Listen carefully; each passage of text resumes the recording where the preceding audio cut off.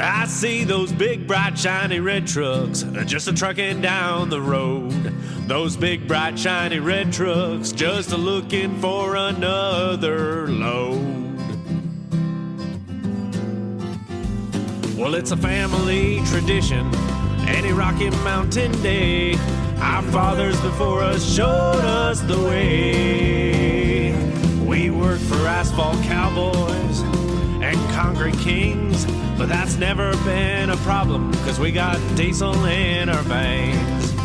We've got diesel in our veins. I see those big, bright, shiny red trucks just a-trucking down the road. What's up, JFW family? Welcome back to the Channel 23 podcast. The purpose of this podcast is to reach out and touch the fleet, to engage and inform everyone with all things JFW. You know, everyone was asking me who our guest is going to be this week, but with Super Dave gone for 2 weeks, Super Dave's our guest. So welcome back, Super. We missed you. Good morning, Jim and Brother Dave and Super Dave. Good morning. Hi, everybody. Good to be back. Good morning. What a distinguished guest. Yes. The Honorable. The Honorable David Weldon. The world traveler. That's right. World famous, right? I didn't say famous. I said traveler. You're famous here, Super. You are. You have a rep. Yep. It wasn't the same without you. No, it wasn't. So, yep. Well, it's time for the Pledge of Allegiance. If you're out there driving around or walking on a treadmill or whatever you're doing, please join us for the pledge. I pledge allegiance to the flag of the United States of America and to the republic for which it stands, one nation, under God, indivisible, with liberty and justice for all. So on the trucker prayer, I put a little note for Megan. Megan's getting ready to have a surgery, so we want to keep her in our prayers. Man, it's just so much life happens at JFW all the time. We Right? could just probably list 20 people a week of people that need something, you know, prayer-wise. So Good and bad. good and bad. Yeah. Absolutely. Father God, we thank you, for the opportunity to go out and do some trucking today. We pray for the safety of our fleet, all of their families, and all the other families and individuals we come across on the road today. We pray for patience and in making the good, safe decisions. We pray to be accident-free and that we all make it back to the comforts of our homes this evening. We pray for healing and 100% recovery for all of our family members that are ill. No matter what, we trust you, God. It's in Jesus' name we pray. Amen. Amen. As a reminder, everything you hear on today's podcast is not the opinion of JFW's. It's just some unchecked facts and strong opinions. Unchecked facts. Gossip. Yeah, right. Well, we do actually have some check facts today as well. So just trying to have some fun this morning. Episode 136 had 353 downloads. We are at 75.2 thousand total downloads, and we have 588 followers. So followers keep going up. We just need those downloads to go up. Nice. So last week we had Todd Zielinski on, and he talked about a 30-day challenge. If you've actually challenged yourself to a 30-day challenge, I'd love to hear about it. Anybody in this room? Brother Dave? Not it. I did not, Jim. I No. know we talked about different things. Oh, yeah, you were supposed to. It's tough to commit to something like his days of running. That's just amazing. Right. Yeah, you were supposed to come down and make us do push-ups every day. Well, volunteering for something for 30 days, me telling you to do it, I think that's So I did start something today, and I'm hoping to keep it up much more than 30 days. But my 30-day challenge is to crack my Bible open every morning before work. So, I mean, I got Bible apps, and we get devotionals, and there's a lot of little things. But, you know, I always say God first. But, I mean, if I'm not actually putting God first in my morning, he's not first. So that's one, and the other one is dry fire practice. So Bible study and dry fire practice every day for 30 days. So if you're doing something out there and you want to share it with us, I'd like to hear about it. Good for you, Jim. Yeah, absolutely on that. Yep. Hear So from people. how much earlier do you get up? Man, I got up at 3:30 today. Yeah. I was not happy because I also got up at 2:30 because my neck hurt. Oh, bummer. Yeah. So it was a little rough, but I also went to bed at 9:30. So talked to my wife this morning. I'm like, yeah, 3:30 is not going to work going to bed at 9:30. She's like, 8:30? I'm like, there we go. So let's see. It's time for the Dad Joke Challenge. Soup, you've been gone for a while. I've got some hot jokes today. But it's been kind of hot, you know. So it's so hot. When I got home from the grocery store, my bacon was done to perfection. Hey. And you know, it's so hot, it's hotter than Stacy's mom. Wow. Well, you'll have to explain that to Yeah, our young you- ones here. Yeah. You got to explain that to me. I was like, that I gotta say. And then you know what? It is so hot. I saw a chicken lay an omelet. Is this supposed to be triple digits today or tomorrow? No, like a high of 71. No, It's a today. cold front today. Yeah, just I like saw- yesterday. Today is cool. But, When's the 100? I saw a triple digits. I think Monday it's supposed to be Oh, 97. okay. Next week. Got it. But mid 90s Saturday, Sunday. But today is nice. Today's Yeah. 72 or something. Last couple days, I thought cool in the morning and Yeah. warm in the afternoon. I thought they'd Yeah. been beautiful. So I love that. while you were gone, we had like some pretty serious wind. It was like, Yeah. I mean, it was like tornado wind, and Yeah. I don't know if they told you, but I lost 25% of my roof. Oof.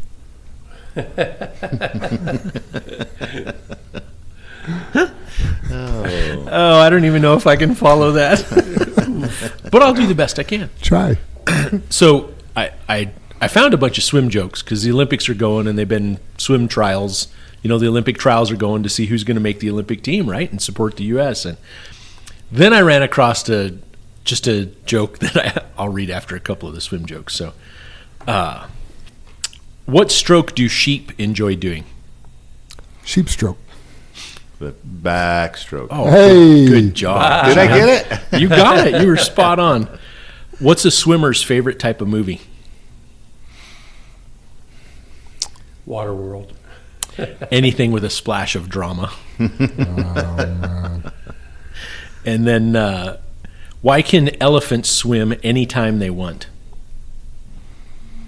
They bring their own snorkel. They always have their trunks on. Oh, trunks on. But after I found that, I was going to do a couple of those. Then I found this joke, and I'm like, I don't want to wait till next week. This was just a cute joke. So two guys, one old, one young, are pushing their carts around Walmart when they collide. The old guy says to the young guy, sorry about that. I'm looking for my wife, and I guess I just wasn't paying attention to where I was going. The young guy says, that's okay. It's a coincidence. I'm looking for my wife, too. I can't find her, and I'm getting a little desperate. The old guy says, well, maybe I can help you find her. What does she look like? The young guy says, well, she's 27 years old, tall with red hair, blue eyes, is bosom, wearing no bra, long legs, and is wearing short shorts. What does your wife look like? To which the old guy replies, doesn't matter, let's look for yours. That's funny. That's a good one. Well, I got some truly dad jokes here. So, Yay. how do you catch a unique animal? Unique up on him. Absolutely, Dave. Do you know how to catch a tame animal then? Oh, you tame up on him. Exactly. Same way, you tame up on them. Do you guys happen to know what you call a man who doesn't fart in public? Swollen? A woman? A private tutor. Good one. I like That's it. funny. All right. Celebrations, anniversaries. Hoochie Lee hits 2 years this Saturday. Happy anniversary. Happy anniversary, Hugh. Happy Yeah. anniversary, Hugh. We have no employee birthdays, but we do got some family birthday celebrations. Mary Beans Hopper has a birthday this Saturday, and Anthony and Steve wanted to give her a special birthday wish as well. And then Marina, who is Edgar Rodriguez's daughter, she turns 1 this Saturday. Ooh, that 1-year-old birthday. Good That's her times. first, well, technically her second birthday. Right. Her first birthday celebration. That's right. And then let me see here. Amber shot me a text. So Tony Martinez, he wants to give his stepdaughters a birthday shout out. Mimi turned 12 on June 1st, and Isabella turned 6 on June 22nd. Oh, happy birthday. birthday. Yeah, girls. happy birthday, everybody, and happy anniversary. Yep. Shout outs. Linda would like to give a huge thank you to Johnny Beret. He came back on Saturday to preload a cars load for me. He just said, that's what we do to get it done. He always has a great attitude and is willing to help. Thank you. Johnny's awesome. Johnny is awesome, and that attitude is just perfect. Right? And that's what we do to get it done. That's That's what the we- JFWA right Yeah. there. Yeah, together we stand, excuse me, together we face and overcome all that stands before us. Yep. Coleman O'Mara, let's give him a shout out for avoiding that head-on collision. I'm sure you guys saw that video. That was rough. We did. You did Yeah. a good job. Yeah, that's scary, man. You could be doing everything right, And and boom. And Boom. he was. Yeah. Right, guys? I mean, double yellow truck, Absolutely. the whole 2-lane. I mean, it was just. Yeah, it's been a rough week for me driving into work, just having those final destination moments, just with Yeah. all, you hear about these things that happen, and it's just like, clearly it could just happen to anybody at any time. What if? What if? You got to be paying attention for sure. Yep. You have to drive defensively. You can't just drive Yeah. nonchalant, if not you're paying just- attention. Yeah, scanning those mirrors, keeping your head on a swivel. It's important. It is. It is. I want to give George Pocketer a shout out for busting his butt yesterday, helping us clean up a core spill. We came in Monday morning, and there was like, I don't know, 5 tons of grain on the There's a ground lot. behind 002. And the problem is when you load under the can and it's loading from the top, everything just kind of spreads out. Right. When it spills, it's so hard to get all that grain back in the truck because the skid steer only goes so high. Right. And trying to shake the grain out when it's already up a level, it's like there's nowhere for it to go. So somebody's got to get up and like scoop the bucket out and make room. And George Pocketer got up there and did it. And That's he awesome. was a sweaty mess, but he did it joyfully. Yeah. So Yeah, thanks, George. He was getting wet up in the load, wasn't he? Good job, George. absolutely. I want to give a shout out to all the men who opened up this month about things that are going on in their life. We talked about it being Men's Mental Health Awareness Month. And man, like we were just saying, there's a lot of life that goes on at JFW, and it's just good to talk to some of these men. I mean, there's guys going through things. I'm like, wow, me too. I thought it was just me. That's going on in your life, and probably the same, vice versa, where they tell you what's going on, and you can relate, and they realize that they're not alone. So, it takes Good a deal. lot to be vulnerable and transparent. Right. So, Yeah, that same saying, Jan, when you run into somebody or they went to your same high school or whatever it might be, you say that, it's a small world. It's the same thing when you're dealing with problems and things like Yeah. that. We're all human. We're so much alike. We have the same things going on. It's a small world. yeah. I know those 2 words, me too, are very powerful because I remember probably a decade and a half ago, like I had a buddy come over and I was just in a bad place, and he's like, what's going on? I'm like, unloaded my purse all over the kitchen table, you know what I mean? Just like laid it all out there, and he's like, me too. And I was like, what?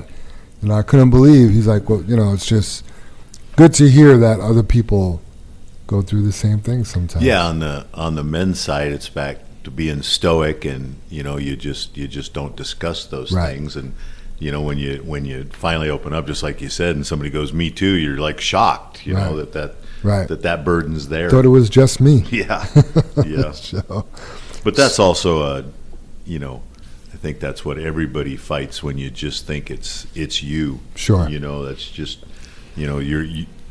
sometimes you're your own worst enemy. yeah. Right. Spend all that time with yourself. Get in your head, start Yeah. grinding those gears a little bit. The thing is you'll never know if it's just you Right? or Because it's me just too. you. Because if you don't say anything, you won't know Yeah. Right. what other He people's holds it all experience. in. Yep. So, ST, this next shout out's yours. I'll let you give Yeah. it. Give a shout out to Kylie Bugler. She's our dog sitter, and Ron's 0011, Ron Bugler's daughter. She's watched our house a couple times now, and she just does a great job. The dogs love her, and I want to give a shout out to you, Kylie, for taking care of everything while we were gone. Thank you. Nice. Nice. Good job, Kylie. I've had the pleasure of meeting Kylie. Very nice, sweet young lady. How old is she, you guys? I think 25. I was going to say 24 or 25, mid-20s. Yep. That's awesome. I just thought she was maybe a little younger, is all. She's on her own, lives with a girlfriend. Oh, gotcha. Yep. Gotcha. Sam Diaz wants to give a shout out to Armando Del Val for taking time at the end of his day to help him swap a mud flat out. That's actually really cool because doing a mud flat by yourself, I mean, it's not the end of the world, but doing it with somebody else, it's like a pit stop. It's just really easy to have Yeah, that it extra is set of true. hands, right? 4 hands. Yep. Yeah, I Compared cut to two. I cut the mud flap on one of the super dumps Saturday, and you guys are absolutely right. I was like trying to hold it up there. You get the bolt in and all that different stuff. Once you get one bolt in, and I noticed the vice grips were over there. I just grabbed the vice grips and pinched it in there. But nice. it's a pain. Yeah. It's kind of like pushing spaghetti a little bit. Andrew Nunez says, good morning, Jam. Can you give a shout out for me? I want to thank 001 John and 0021 Sam Diaz for helping me put a mud flap last week at Plant 14. So even harder out on the road because over here we got air tools, we got, impact, we got everything you need, a drill. So doing it out on the road and those guys jumping in, even better. Right. Let's Throw it out there though. Mud flaps, unless it's a thing of age, they shouldn't be torn off. Yeah. You've backed them into a pile or something like that, guys. You shouldn't. Be careful. Shouldn't have to do mud flaps. And I'd like to. It's costly too, Dave. Right. I'd like to throw something out there too. Just because you've got a little rip in a mud flap, you don't have to put a whole brand new mud flap on. You can trim it off and drill some holes, and I'd be more than happy to help with anybody that wants to learn how to do that. Yeah, and I'd kind of like to mention along those lines, even though you haven't torn it off, if you have one that's half torn off or, only held on by 2 bolts and the other half is flapping in the wind or whatnot, that needs replaced. It looks really bad, and I guess my bigger concern is not only how it looks, is if it should tear going down the road and fly off and hit a car or a person on a Motorcyclist? bicycle it just doesn't matter. It's dangerous. Yeah. Let's replace it. Yeah, when you look, at a mud flap on a truck, it just looks like this thing, kind of like you said, flapping in the wind. But those things are heavy. Absolutely. They're heavy duty. Imagine being hit at 30 miles an hour or 50 miles an hour or something by one. Yeah. No, I'd be pissed. Yeah. In my experience, if your mud flap is ripped like maybe 50%, Yeah. it's going to come off on your next load. Yeah. On the It's- trailer it's- for sure, but Yeah. there's some I've seen on the tractors too. Dave, Right, that yeah, They need replaced. Yeah, You know, it's back to a look thing and what the public sees. And, Yeah. all that. Yep. JR and Scooby want to give a shout out to Chris, who is a Brandon Super Tandem safety guy, and Paul, who is a Brandon Super Tandem driver, for all their help. They've been giving them tips and tricks for running the Super Tandems. Nice. Big help there. And then let's see. This next one's from my wife, Ace. She just wanted to give a shout out to both of these drivers for driving nice on the highway. There was one company truck that was not JFW that was riding alongside these other 2 guys and was being a jerk on the road while JFW was driving cool on their stools. Also, 002, coincidentally George Pocketer, made Bella's day by giving her a good honk as we drove by. So Way to go, George. Yep. it was so funny. So when they told me that, I was like, oh, 002, that's George. He's the one that drew Bella the picture. Oh, nice. And that made it even better for Right? me. Oh, I How bet. cool is that? Yeah. Timmy D. Timmy D is a friend of mine, and he was in Texas. Now he's in North Carolina. He's now become a listener to the podcast. He wants to give a shout out to my daughter Bella. He says, I want to give a big shout out to Bella, wishing you a happy, active, and fun-filled summer. Remember, you are the future. God bless. Love, Timmy. Ah, that's nice. That's very nice. Yeah. And then go ahead, Jim. And they are the future. They are. I mean, They are. we keep that in mind with all the kids, and Yeah. could be a big age group. Yeah. It's so interesting because, like, Bella goes through, I don't know, it's like her personality, like, there's just levels that, like, I watch grow, and it's just really interesting to me, like, some of the, like, little signs of maturity or little, ways that she acts. It's just interesting, like, she didn't do that when she was 4. She didn't do that when she was 6. Right. Now she's going to be 10, and it's just like some of the conversations are pretty cool. That's awesome. Proud to be your dad.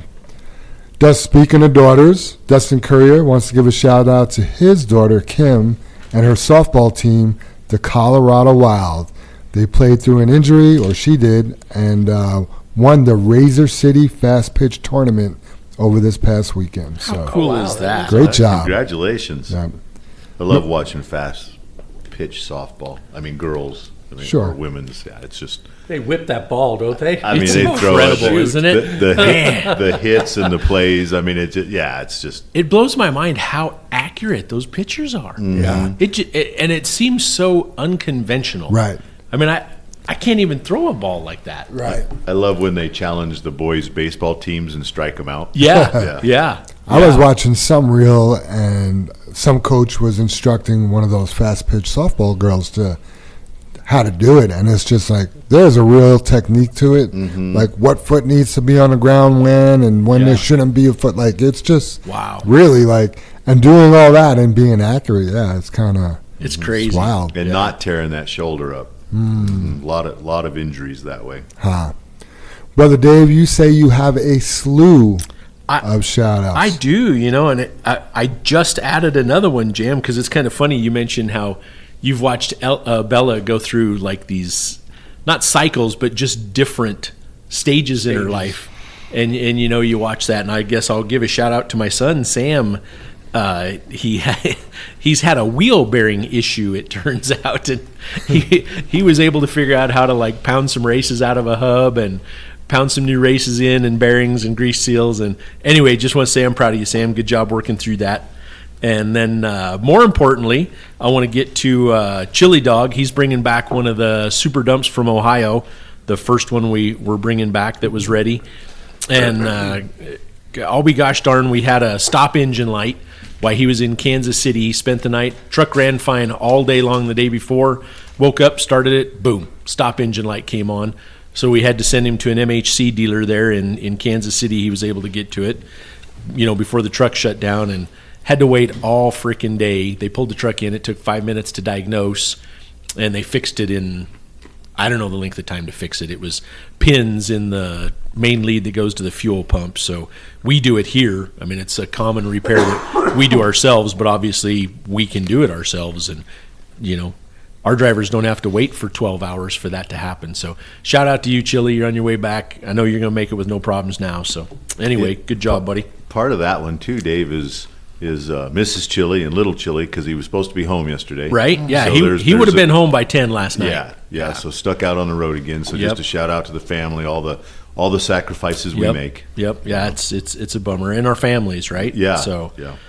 And then I want to throw a shout out to Ann's daughter, Ann and Rob Stutz. Ann that works here in the office with Jim. Their daughter Gracie just graduated from DU. After 4 years this weekend. I didn't realize we had talked about it, but I didn't realize she was graduating. So graduated this weekend. And Talk about time flying. Oh, man, I remember Dave. when she just started. Right? Seemed like yesterday. Yeah. I remember having her at the house when Gracie was a baby, So, wow, talk about feeling old. And then on back to more swimming stuff, because I'm obviously with Sam being a swimmer, I'm really having fun watching the Olympic trials in swimming there. That's been on TV, and we happen to have Peacock, and it's on that for sure, not just on CBS or whichever channel's carrying the sports. But Sam has several teammates that made the Olympic trials, and I guess to me that's such an incredible thing to be able to say, hey, I tried to get on the Olympic team. You know what I mean? I tried to be on the Olympic team. So two of his teammates that he actually rooms with, Brady Samuels for the 100 free, Coleman Modglin for the 2 breast. They both swam. They both got personal best times. Unfortunately, not top 2 to make it to the Olympic team. So, and then there were a couple women that also swam, Macy Folsick, I'm not sure how to pronounce her name, and then Kate Mauser, and they both did really well as far as I know as well. Again, none of them top 2, but I do have top 2 that did make the Olympic team last night, and that's their diving team. Mm-hmm. And pretty did you watch it, Jim? Yeah, I did. They're pretty badass. Yeah. I mean, I think they stand a chance. So 2 of the divers made the Olympic team for the United States. So they're going to go compete for gold in Paris. Wow. And that's just, God, it's super exciting for me. I think the swimming is cool, and I haven't really got to watch the diving until we watched the women diving the night before, and then the men's last night. So Last night, the one, I mean, if it's the same one you're talking about, they ended up winning to be able to represent in it by half a point. yes, The team before them stuck this dive. Was it 9, right? Wasn't 8.5. I think it was a 9. yeah, I think it was because they made mention that it was higher. Oh my gosh, It they was got the over highest. 8s. Yeah, and it was like that was a beautiful dive. Yeah. And then these 2 stepped up and got 9.5, but it Yes. was a dive. Yes, I mean it was perfect. And their coach is David Budaya, Yep, who is yep. a former gold medal Olympian that went to Purdue and got his gold at Got to Purdue. testify. I had his burger. Yeah, Got a restaurant. Got a burger named Yep. after him. Yep. So Yeah, Triple X root beer in West Lafayette there. So yeah, cool to see that heritage, and that tells you how special that team is. Yeah. You know, to have some gold medalists. Yeah, and was it because they're caps? There was 2 guys, Caltech, or was it UCLA? There was caps because those geez, swimmers Jim, they were I saw setting Cal. Cal. It was Yeah. Cal. They were setting some records. Yeah. last I think night. that a gal from Cal set a world record, I think. Oh, in the swimming? Yeah, I was Yeah. busy Yeah. in the kitchen, and I didn't see exactly what Yeah, it was. 2 new but- world records have been set at trials. Yeah. So, and they've broken all-time attendance record. This is the first time they've had trials in a stadium. Usually the last several, I think 3 or 4 Olympics, they've set up in Omaha. This is the first time they've held it in Indy at Lucas Stadium, and they put the pool indoors. And the first day in attendance was over 22,000 people. That's the most that's ever been to Olympic trials. And what's funny is 50% of those people are eliminated the first day. 21,000 were in attendance day 2. That's pretty impressive. So, not to mention nationally televised. So anyway, moving on. Congrats to those guys. You know, can't wait to see you compete for America and to be the best in the world. And then I have two more shout outs. John Moore, I hope you don't mind. You gave us a couple thank you cards this morning. Your wife Laurel, her father's passed away. And let's see here. I'll read the one that Laurel sent, and this is to the JFW family from his wife Laurel. She says, losing my father has been an incredibly difficult time for me.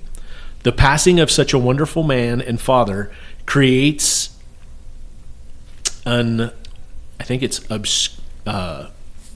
obscure that is profoundly felt. Oh, an absence that is profoundly felt. My apologies. Creates an absence that is profoundly felt, especially by a daughter.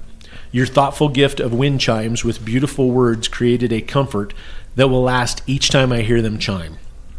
Thanks for caring for the JFW family members of each driver. My gratitude and thoughts expressed by the company is endless. Regards, Laurel. So thank you, Laurel. Appreciate that. Hope you think your dad there every time the chimes ding, right? Right. And then John, I hope you don't mind me reading these on air, but I think they're pretty special. So John says, to Jim and Dave and the JFW family, I want to thank the JFW family for the many condolences that have been shared with me regarding the passing of my father-in-law. The wind chimes meant the world to Laurel. I also want to thank you for my birthday card and gift. Thanks for being so awesome. Sincerely, Big John. Well, thank you, John. You guys are awesome. You guys are the ones that make this possible, so we appreciate it. Yeah, absolutely. It's not funny, but I guess I want to mention, because I think about the wind chimes, and I don't remember the first person I think we gave that gift to, or maybe we received it. I know we received some for Mom, or me and Holly did from Arapahoe Roofing, but it doesn't matter who did it or why, Dave. But the thing is, I'm like, wind chimes. You know what? Does that seem that special? Right? You know, I'm just thinking wind chimes. You know, and then you hang them up, and then they sound. That's when it's special. And then you're like, oh my God, that was. It just brings so many emotions. Yeah. Yeah, we have a couple of different sizes. We've got some big, deep ones, that are like 4 feet tall. Mm-hmm. But we got a little bitty one when Dutch passed away. And so we hung that in a littler one you can't put out in the big wind where Sure. the other one is hanging. Sure. And anyway, when the wind blows just a certain way, Jim, we hear that little chime and we're like, Right. hey, Dutch, what's Yeah, up? yeah, it's a whole different meaning. I mean, yeah. Yeah, we got them for obviously my stepdad Wilson, the bigger ones there in the backyard, and they got a really cool sound to them. And then we got them for Athena, a pit bull we had to put down, and that's hanging on the entryway to the house. And every time we walk by there, we give a little slap. What's up, Athena? Yeah. I just think it's neat because to me, when I hear it, where I have them on our back patio, and I'll sit down in the living room, and all of a sudden I just faintly hear them. Yeah, they're really, crinkling, crinkling, and I'm like, oh yeah, hi Mom. Yeah, that's awesome. Jimmy V did have a shout out as well. He says, podcast day, !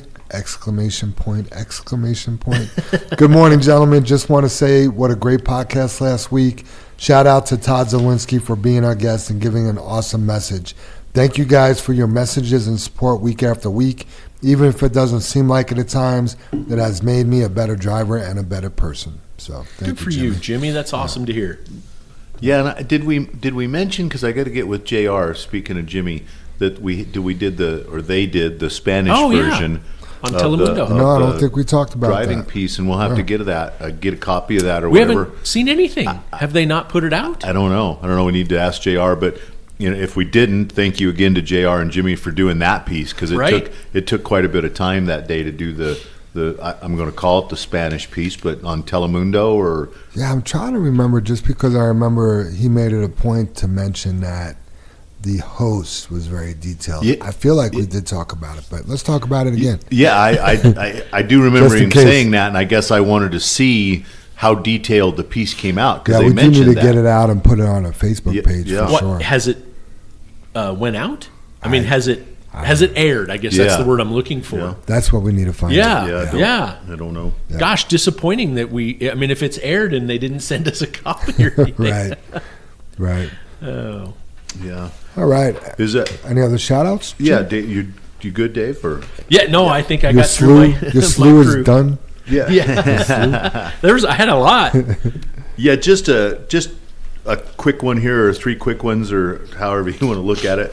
But we did get the super dumps on the road last week, the first one. Then we got another one on this week, and I think the third one of the first ones is going to be on maybe Drive Friday. But anyway, I know Cece stepped up right off the bat, volunteered, got in the truck. She did have a vacation scheduled, or a week off here that was scheduled, so kind of bad timing on all our parts, to try to get her going.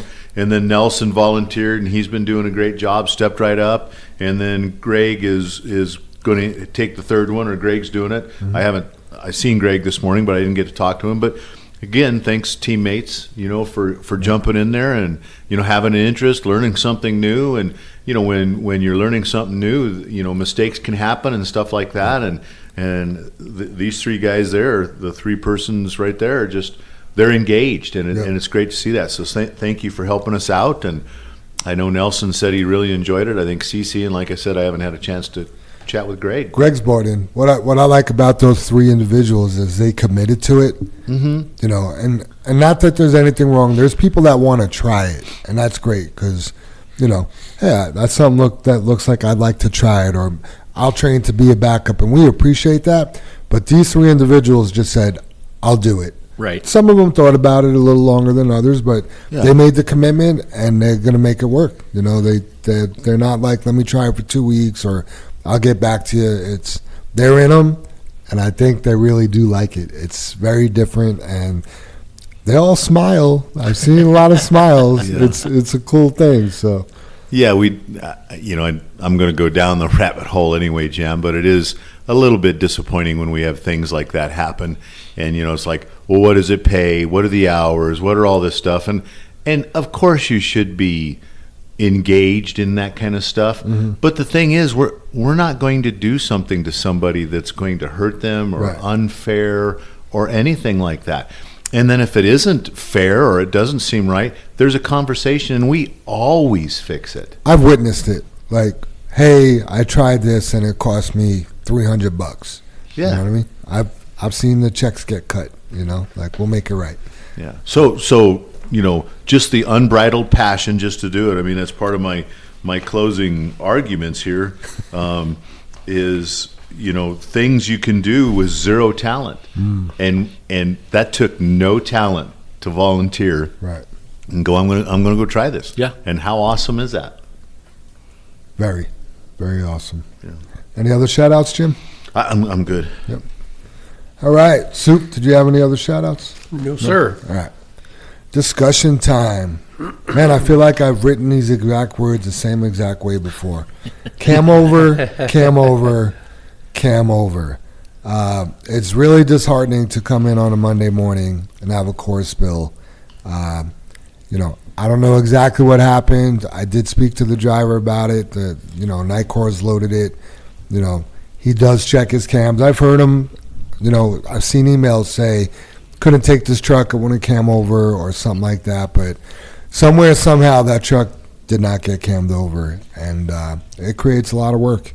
Luckily we had the skid steer here and Scooby running it. And like I said, George Paquita jumped up in the trailer and helped get it back in. And, it's just, it kills a lot of time and manpower and, makes the driver run late and stuff like that. So if you don't know what it looks like to have your tailgate latches or the levers inside underneath the trailer cammed over, please get with somebody so we could show you.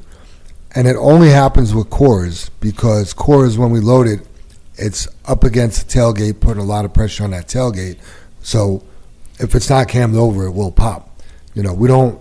When it runs out of air. Yeah. Yeah. Luckily. Right. Yeah. Luckily, we don't have that happening with material because it's just not up against the tailgate. Right. Right. So, you guys have anything to add on that? I think if it did happen with material, we'd have a hell of a lot of spills. Yeah. I mean, I would just because I think that's just missed, and it's a, same thing with having loose dogs. How many tailgates you walk by, and either the seal is torn or ripped out or gone, or the dogs have become loose or anything like that.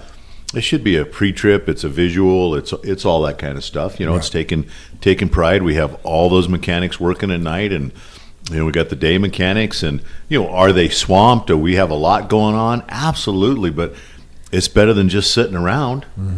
So yeah, it takes everybody to make us all better, and that's part of it is checking the cams and checking your dogs and all that kind of stuff. I mean, we just had an incident with another company that they were spilling rock from their end dump, and they called and asked, what do we do about it? And I'm like, well, if it's found to be our fault, we pay for the windshields, and this particular person had a video of the rock spilling out of their truck, and you're like, well, that's your baby. Yeah. That's You own that. You need to cover it. yeah, and that was my advice, and it's just like we always talk. What are they? If it was written about in the paper the next day, how are they going to boo or are they going to cheer? Right. And I think when you have a video of rock spilling out and you're cleaning the back of your trailer, when everybody sees how messy the back of your trailer is, you're going to boo it. Right. Just not cool. I agree. I know you already mentioned the super tandems, but let's talk about the actual super tandems. The individuals are amazing, but the super tandems seem to be equally amazing with what they've been doing. And I know JR, he is all about it. I'm worried that he wants to just drive one of those things all the time. He does seem like he's is that faded to the dark side? he's embraced it for sure. All in 100% like JR always is. But it just seems like those guys are having fun out there, and the super tandems are doing exactly what they're supposed to, and people are happy that we have them. They're pretty digging them, huh, we're, Jim? we're already getting calls. Dispatch is getting calls for super tandems, and they're not even really out on the road for people to ask for them. Right. We got 2 on the road, and other companies want to know when they could book one. Right. Just because they hold more, they're more efficient, and it just makes sense to use them. And ours look really nice. There's been a lot of comments like, "Wow, you guys going to keep those trucks looking like that, like the rest of your fleet?" And they're just used to getting them all dirty and having blacktop all over them, or asphalt, I should say. And yeah, so what do you guys think? I can't wait to see what comes of it, Jam. I mean, like you said, we've had a lot of lot of inquiry and questions and what's going on with them and yada, yada, yada. And, it almost seems as though the opportunity is endless for them, and we're just kind of opening all these doors where there's tons of pipe jobs where tractor trailers can't get in, where they need squeegee and they need it stockpiled, or pea gravel, or some type of material, bedding material or whatever, and they can't use side dumps, they can't use belly dumps, and they can't use end dumps, so they're stuck with tandems. Well, guess what? We can deliver a trailer load in that tandem. Right. So big difference. It's like I say, all sorts of doors are opening, and we're going to poke our heads through them and see what's going on and see if we can't break into some new customers with them. Yeah, absolutely, Dave. I totally agree, and I think we've proven it now, and we were hoping they were a little bit lighter, but we didn't have anything to do with ordering them where we could do some of the tricks we know, but. At 80,000, and that's how Brandon's loading these, is right at 80,000 because they can just do that with the asphalt. They're carrying 23 tons around all day long, and I mean that's easily 2 tandem loads. That their other lease trucks or a regular tandem hauls around, and then you bump it up to 82,000, and you're hauling 25 tons around. Well, it'd be 83,000. And you're hauling 25 tons around. So yeah. Yeah, it's. I think it's really something that will become an issue. I know the next line here is won't become an issue. It will become an issue to help the customer because they'll be wanted. Right. Is what I'm trying to say. And I know the next thing here is watch for overhead power lines and objects while delivering. I think we'll be doing things like that because a trailer can't do that. And, yes. Like Dave said, the job site won't call for it. And you're, less, not damage, but less tracks and marks. Or smaller areas. Yeah, of what can be done and deliver 23 tons. Yeah. So it's exciting to be that and see them out on the road. So what I'm hearing is we'll have 40 super tandems. Well, what you're hearing is I think we're trying it and we're wanting to be on the cutting edge. Sure, of course. Because if always. Nobody else, we happen to know Coleman is interested, or they've got 5 coming. Yeah, it's not going to be a secret, but as far as, and we've talked enough to Jim and the family over there and stuff. But if you look around, except for like asphalt paving or asphalt specialties. To throw it out there, we could be we're leading the industry in that, right? And that's exciting. Sure, I like it. Well, we already talked about it. Watch for overhead power lines and other objects when delivered to job sites and dairies. Just because we get so complacent, we do the same thing over and over. Yes, you go to plant 2, you put your trail up in there. You go to plant 12, put your trail in there. We just get into a rhythm where we know those jobs are safe. Right. Yeah, you don't look because you don't have to. Right. Well, we focus on the ground because we don't want to tip over. So Right. you're looking Great where point. you're backing. You're looking, what the ground is like to pull forward when you're emptying your trailer out. And overhead power lines are something that's not automatic. Right. Like the ground is kind of an automatic thing you look for. Right. But Great point, you Sue. got to You're do looking both. at the ground. Absolutely. Yeah, Look up and live. Yeah, when you're Ooh. looking down, Dave, right? Somewhat. I mean, I know you're looking at the back of the hoist, but you're looking down, Right. When you Yeah. should be looking up also. Yeah. Hey, just so we don't skip past that, and I think the other super dumps, the other 3 that were coming in and stuff.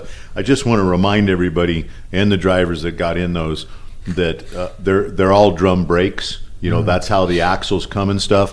I think the really new stuff, you can go ahead and get some of the Discs on. discs on it, on like the axles that drop. But I just gotta, it's old school, but you need to check your brake adjustments. If you're training in that truck, if you're looking at that truck, it's back to checking the slack adjusters. Easy to see. Check them out. Make sure they get good brakes. If a slack adjuster on one of these trucks is out of adjustment, it's broke. Right? It's back to that.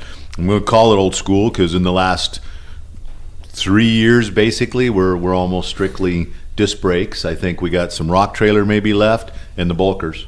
Right. And so you got to kind of retrain yourself a little bit, but it's just something about being safe. And, one thing I know as we go on here in the discussion, we're about to talk about it. Dave's got notes, but we got to go back, all safety.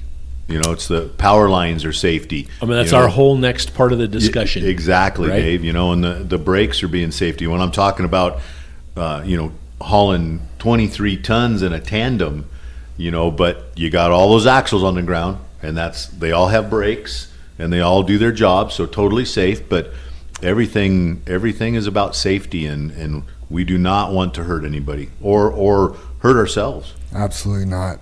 I also want to add into when looking above. So if you're dumping next to a building, because this has happened at a couple different areas throughout, the last few years. With the building overhangs. Building overhangs, yeah. You may be next to a wall, and next thing you know, you're hitting a roof. So definitely be cognizant of that as well. The oof. Yeah, 25%. Because when you hit it, you go oof. That's good. Before we do get into the main topic of the discussion, I want to just knock this next one out because it's big, but the next one after that will be bigger. So, and this is from Scooby. Watch out for motorcycles, kids, and pedestrians in general.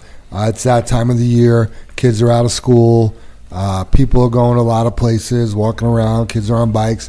And the motorcycles, we just had a former employee, Jose. He was in a motorcycle accident this week. Luckily, he's going to be okay, but he was in ICU for a little bit.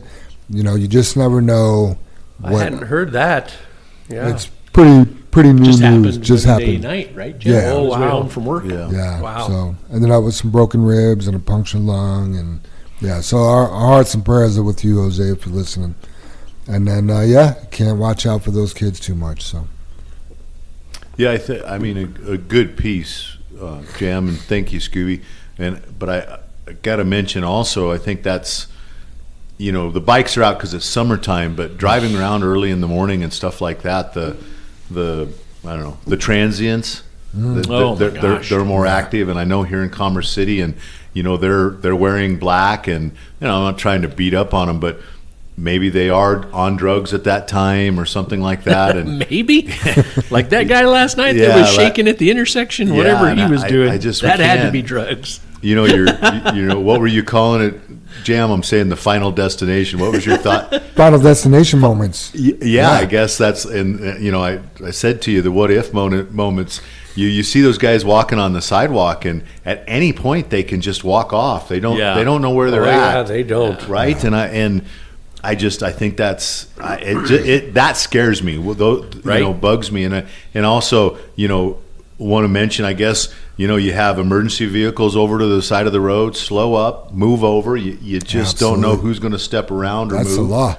Yeah, that's definitely the law. And same thing with somebody when's broke down. We passed a car last night, and I think it was the four ways that we're supposed to be on, but it looked like a turn signal to come back out in the lane. And I'm kind of paying attention to that on what the car's doing. And Dave's like, well, he's got a flat, but I think it's his spare that's flat. The little donut that was flat, and they were trying to go down the side of the road, and something like that. You don't know what that person's thinking. Just coming back from Trans West yesterday, I picked up 0038 Bobtail. For some reason, I missed Highway 2. I got off at 88th, made a left, and this transient is just walking like 2/3 in the middle of a third into the road, and I mean. He's got 15 feet on the right. Exactly. Yeah, they're crazy. So Jim. I got and not looking behind them. It's almost like, do they want to get hit? Are they like, maybe somebody would just run me over? I think they do. I think I so. really think they do. I agree, guys. But it's either going to be don't. I'm out and won't have to deal with life, or I'll be taken care of. Yeah. That's just my interpretation. And then I got to move over across the double yellow line just for me to feel comfortable that he's not going to, scoot out and try to do what people have done to us before, And I pass by and I look in my side view mirror and you could tell he's just like pissed. Like, it's just weird. I don't know. I don't get people. Yeah. So. Doesn't make sense. Which you can, then we can take that all over the place, because this next piece here is political somewhat, but all safety there too. And then, we just was in the news. Mikey was telling me, or somebody said last night that not our governor, our mayor, right, shipped 2,000 Yeah, that was me. immigrants to Utah. Oh. And how does that work? Good for Utah. Good I for, think good they for just you. drop them off, don't Yeah, they? but we're Well, what's funny we're a is- sanctuary city, and yet We're kicking them out. yeah. I mean, it just we're things broke. are so Yeah. confusing. Yeah, we're broke. The hospitals are broke. Everything. Yeah. But it just some things need Yeah, to just so change. you know, Denver's having a special session, everyone, to try and raise their sales taxes to try and save the largest hospital in the city of Denver. Yeah. Because it's taking care of so many homeless and no one's paying the Denver bills. Health. Yeah. So, I mean, just so you know, they want to increase your cost of living for people that don't live here Yep. You're gonna get me and pissed aren't off. paying an ounce of taxes. Just Yep. think that through. That's all I'll have to say. Yeah. It's not political. Just think that through. You would have been proud of me the other day, Dave. I went to a political banquet. It was for gun rights. It was a Rocky Mountain Gun Owners Banquet. This thing was put on very well. I bet. I was surprised. I'm used to going to places and it's like, well, they skimped on this and they skimped on that. And, it's like I got my guard up. So I got invited by my friend Ryan. He owns Bighorn Firearms. He's like, hey, you want to go? I'm like, can I bring my wife? And we went. And then, as soon as you sign up, the text message start. Oh, coming in, right. like, Isn't that horrible? Put your credit card on file for the silent auction. I'm like, I'm not bidding on anything. You know what I mean? Like, and I just think it's like, and I don't mean in a negative way because they need money to fight these lawsuits. And It's endless. It is endless, right? But I just think like it's going to be a little bit of a money grab, and it's going to be like hokey. Well, anyway, it was done pretty good. It was at the Douglas County Fairgrounds in a building. There was an open bar.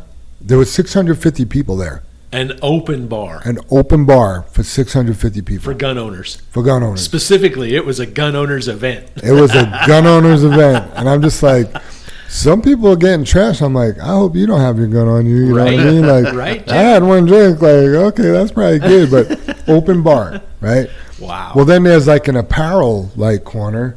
My wife was getting cold, and finally I'm like, do you want me to just go buy you a hoodie? And she's like, that'd be great. So I go there. I'm like, yeah, I wanted to buy a hoodie. They're like, oh, we gave them all away already. Wow. All the apparel was free. Wow. So some lady, gets word that my wife wants a hoodie. She's like, give me your name and address and I'll send you one. Like, it was done really good. And then the barbecue, GQ Barbecue. Wow. GQ Barbecue. I mean, Wow. their political affiliation Well, already. of course, yes. Jason that owns it happens to be married to Heidi Ganahl, who Right. ran for governor to try and help save our great state that Yeah, it was interesting. Polis smashed. It was interesting. Kyle Rittenhouse was there. They interviewed him Okay. in seats, and he's a young kid still. I think he's 21, but pretty. You can tell he's still a little immature, but Sure. feel like that kid's got PTSD from his incident. Oh, I can't imagine. A couple of my buddies from our table, and our table was like the rowdy, like immature table. But they went to the bathroom, and he was in there, and they went to like talk to him, and he got all like freaked out, like he's like a little like, I can't imagine. yeah. But and then there was a congressman there. Yeah, it was pretty good. You probably would have enjoyed it. Yeah, that's awesome, Jam. I'm super excited to hear stuff like that, man. Because we got to fight for this state if we want to keep it. There's not much left of it anymore, and we got to fight for it to try and get it back. It's going to be tough. It's going to be tough. So Well, let's get into the meat and potatoes. let's do it. So there was a trucker arrested in the deadly US 285 crash near Conifer, killing one person and injuring another. The driver is being charged with vehicular homicide and vehicular assault. He is also being charged with reckless driving and driving without a CDL. The driver claims he lost his brakes, but upon inspection, some of the brakes were way below the minimum requirements. 285 was closed for 14 hours. And just over the last year, there has been 75 crashes on 285 between mile marker 235, which is south of Foxton Road, to mile marker 246 at Indian Hills, Parmalee Gulch. The local residents keep growing more concerned and are blaming distracted driving and excessive speed. So I got text messages from Chris Beam, or Facebook messages, however you want to look at it. Jesse Baeza, Fabio, Jimmy V called this morning. There's just all the drivers are talking about this because it's a big deal, and they all want us to hear about it and see what we have to say. Jesse Baeza wanted to point out that this accident occurred at the bottom of Pine Junction headed towards Denver. He says semi-speed through that curve to gain momentum to climb up the hill. So it's been a problem area for a long time. I do belong to a Facebook group called like 285 something, and they're always reporting, oh, there's a moose, or there's an accident, or another truck rolled over. And there's been some pretty heated debates over this incident. So, Brother Dave, I know you've done some research. Jim, I know you've done some research on this, so I'd like to hear from you guys and what you think. Yeah, let's jump right into it. I did print, and I do want to do an update on what he was charged with, Jam, because what they released and what he's actually been charged with, they've changed. Different. It is different now. So the latest, this was as of 5 p.m. yesterday, and so the semi-truck driver was charged with 1 count of careless driving resulting in death, is what they've got it changed to now, and 3 counts of careless driving resulting in injury. So no manslaughter. No manslaughter. That's bullshit. It is bullshit because and all of those are misdemeanors. yeah, and there's going to be a lot that comes out on this, and number one, I just want to start with, and this is my opinion, right? Just because there's so much concern, there's been so many accidents, there's so many issues. At some point, the CSP will crack down on this and probably start a task force. Now, what's unfortunate about this is a truck is being blamed on it, and the trucking industry and truck drivers are going to take the heat on this. And this is something, as human beings, we need to think about. And what I'm leading up to is this person wasn't even legally supposed to be in the country.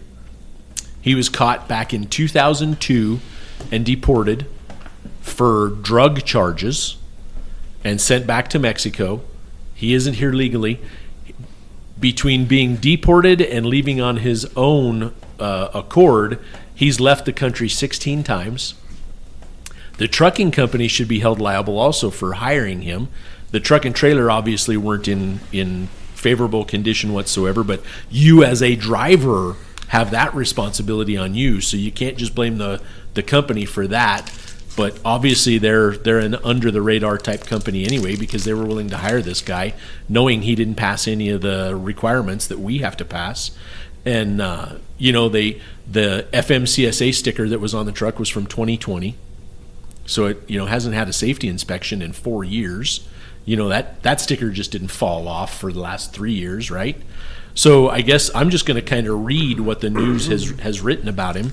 And I'm going to do it from the family's perspective that lost their husband and grandfather and father. And it's tragic. And I guess I want everyone to think about this and really think through when you're thinking of passing on 285 or you're thinking of doing something stupid, man. It's just survival. At this point, just sit behind that slower traffic. Don't try and pass. Don't try and do anything stupid. You're going to get that next load. If it takes you 5 more minutes, who cares? You're not going to gain a load by speeding up and down 285. So here we go. Jefferson County, Colorado. The family of a man killed in a crash on 285 near Conifer a week ago is speaking out for the first time. The crash happened around 5 p.m. on June 11th on Highway 285 at milepost 232 just south of Conifer. The Colorado State Troopers said Ignacio Cruz Mendoza was driving a semi-truck southbound on US 285 when he allegedly drove off the side of the road. Now, when you guys look at the photos, he was coming down from Fairplay, let's just say that way, southbound, right? And crossed a median through cables and went through a passing zone. So there were 2 lanes. And when he went to the left, all the pipe rolled off on the right and hit the cars that were coming at him head on. So, I mean, they didn't stand a chance. So I got to ask, Dave, southbound on 285 is towards Fairplay. Okay.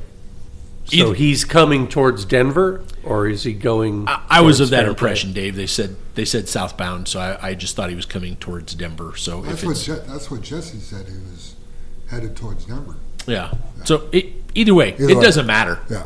It doesn't matter. He's on the 285 corridor, and so the semi rolled onto its side and dumped its load of pipes and angle iron onto 5 vehicles. Loved ones said Scott Miller, 64, was on his way home from the grocery store less than 6 miles from his house when his vehicle was struck by the load. He was killed in the crash. I had just talked to him probably 10 minutes on the phone before he died, said Miller's wife, Deanne Miller.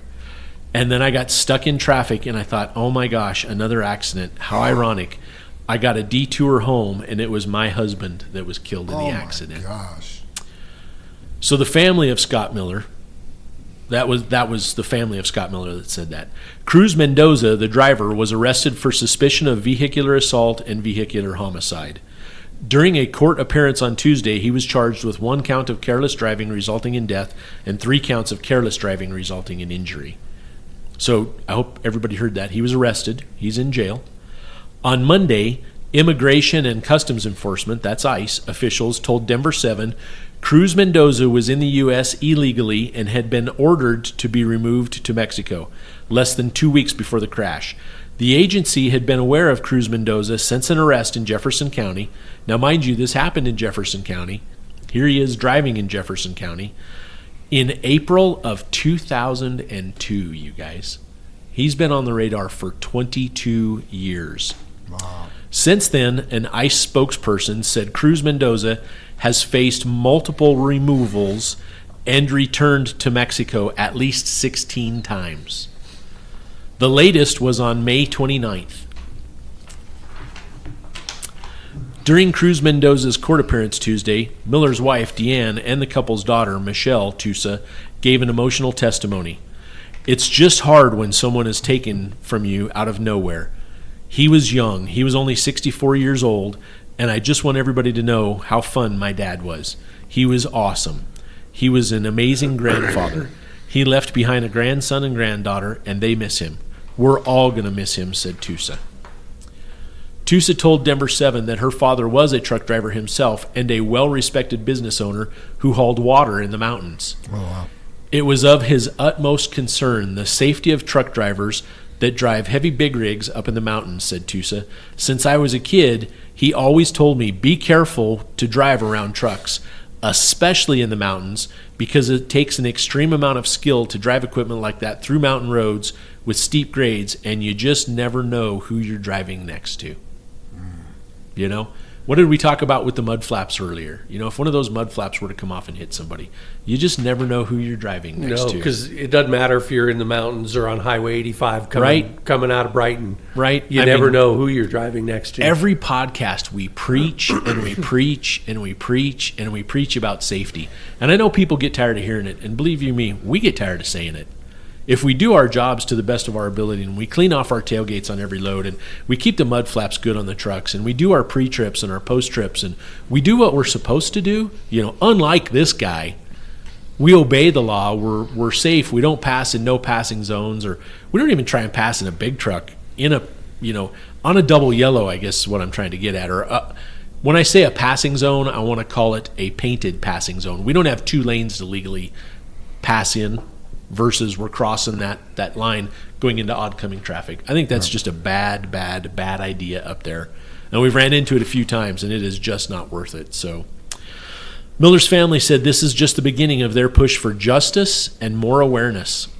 I would just like to protect other people on the road because this has been happening too much. And if his death is going to mean anything, it's going to mean that people are more aware and that truckers as a profession are more careful, said Tusa. Cruz Mendoza is currently being held on a $50,000 cash surety bond.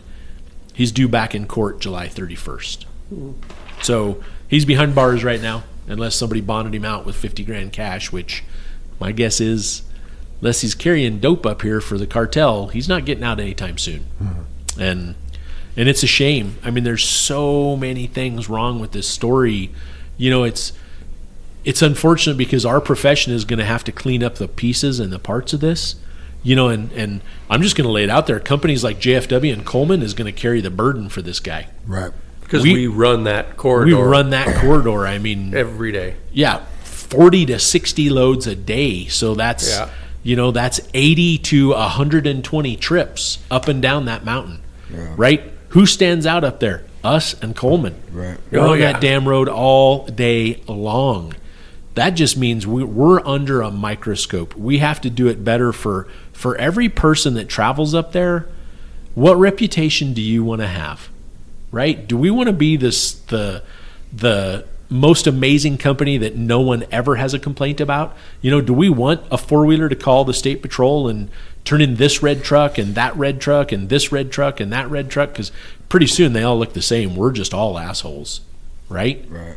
And man, this is where we have to make a call, and we're going to carry the burden. You guys and gals are going to carry the burden for this person that shouldn't have even been allowed in our country. He's here illegally, doesn't even belong here, and now you're carrying the burden for him. So, you hear me bitch and piss and moan and complain about politics. Here we are. Now you're carrying the burden. And it sucks. And I guarantee you they are going to step up safety. They're going to set up inspections.